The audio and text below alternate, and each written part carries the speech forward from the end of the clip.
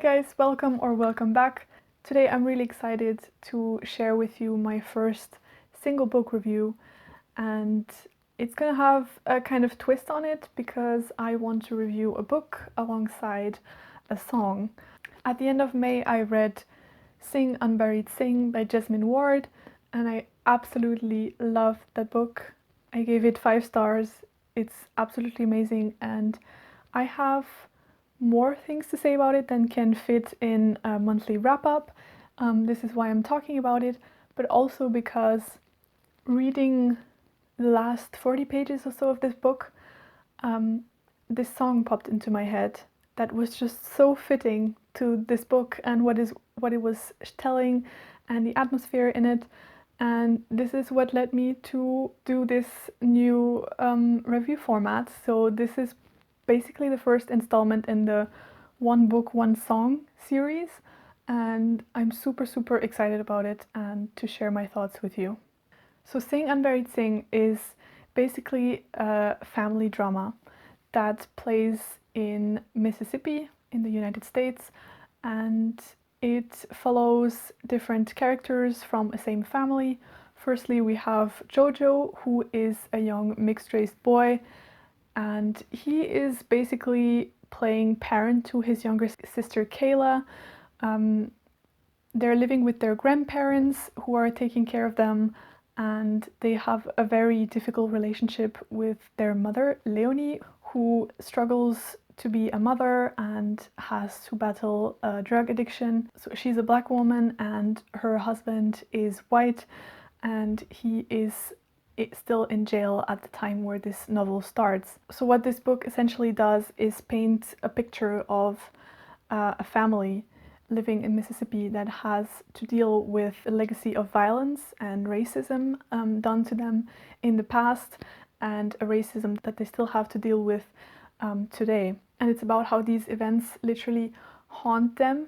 So for example, the mother Leonie is haunted by the death of her brother, who died quite young in a shooting accident. Her father, which in the novel is called Pop, so the grandpa, he is still haunted by his time when he was incarcerated at Parchman Penitentiary and the events that happened there and the role that he had to play there. So essentially the themes that are tackled in this book are very much themes of violence against Black people in the United States. For example, gun violence, lynching, and also how Black people were treated in prison. But it's also very much about family ties and what we owe to our family and which role we have to play in our family, but also how to conciliate what our family expects of us and what we want to be or what we really are. There are some elements in that book that you would probably call magical realism, and I, for one, really enjoyed them. I know that these are some criticisms that are brought forward when talking about this book. I didn't feel like they were out of place at all. I also really enjoyed that Ward weaves themes of spirituality and also voodoo faith into the narrative, and it's all blended beautifully together with absolutely amazing landscape descriptions of Mississippi. I won't go into much more details about the plot because I don't want to go into spoiler territory, but let's talk about the writing, because this is what absolutely struck me about this book. The writing of Jesmyn is so amazing. It's really beautiful, but it's also really visceral and hard-hitting. It sometimes even has this eerie feeling to it. She does these beautiful landscape descriptions of Mississippi, and what really impacted my reading, and also why I love this book so much, I think, is how she managed through her language to have these descriptions of beautiful things and of nature alongside really violent things.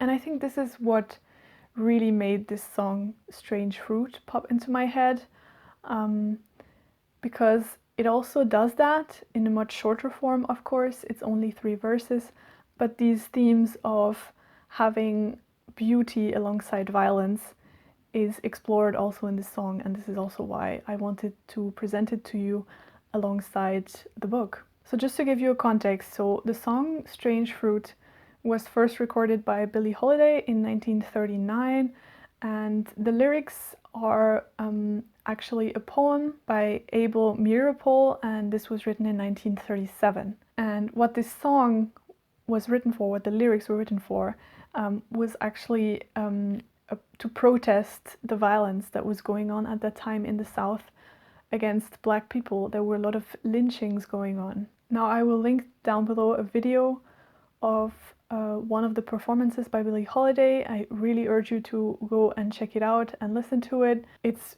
absolutely breathtaking. And for now, when you watch the video, I will have put the lyrics of the song in the description box so you can read, and then you hopefully get an idea of what I'm actually talking about.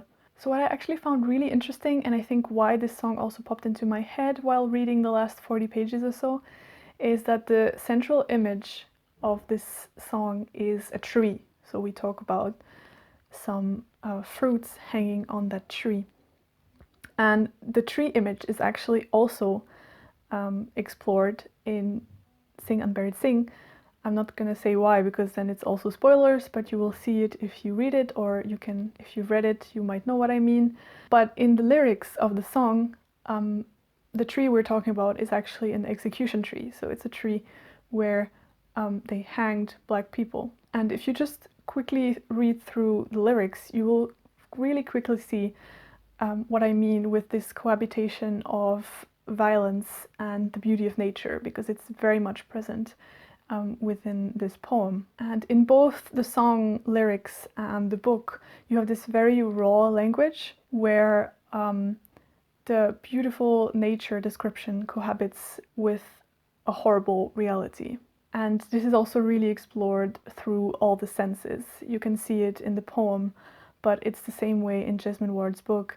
You have everything with what you see and the smells and how something feels when you touch it. So it's very much taking up all your senses. Another similarity that really struck me between these two pieces of art is actually the feeling that you are left with after reading the book or listening to the song. You very much have this bittersweet aftertaste in your mouth.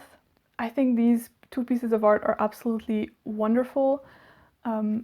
Go check out Jesmyn Ward's book, it's amazing, and definitely give Strange Fruit a listen. It's an absolute milestone in jazz history anyway, and I think also as a protest song, it's a really important song from a historical standpoint also, and from an artistic standpoint anyway.